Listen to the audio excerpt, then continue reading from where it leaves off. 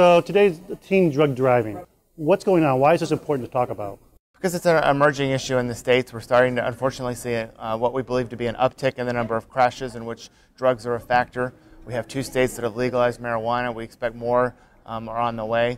And we want to get out in front of this issue so that we're not playing catch up. We think this is unfortunately going to be a real challenge in a lot of states. What's GHSA doing about this whole issue? We're calling on states to make this a priority issue. We're working with Congress to make sure that there's adequate funding to address the issue.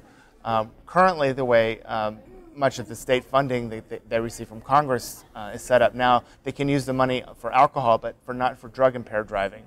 And so we think that that's a real concern. And so that's one of our big priorities. We're also asking the states to look at their laws, make sure they have tough per se laws, make sure they treat drugs as a separate classification and a charge. And that's something that only a couple states do right now. So there are really a host of things that we're doing. And obviously we want to work with our partners like ONDCP and RADD to help educate the public and draw some awareness. And you mentioned a number of legislative things. So GHSA would be looking at legislation through its constituents and through its partners in one way. And then enforcement's always an issue, I know, for enforcement. Enforcement's a big issue, and you have to have money to do enforcement, and you have to have money to do research to make sure you're doing the best type of enforcement. So at the national level, we're working with Congress and hoping that they'll make some changes in the federal highway safety grants so that states are able to really tackle this issue.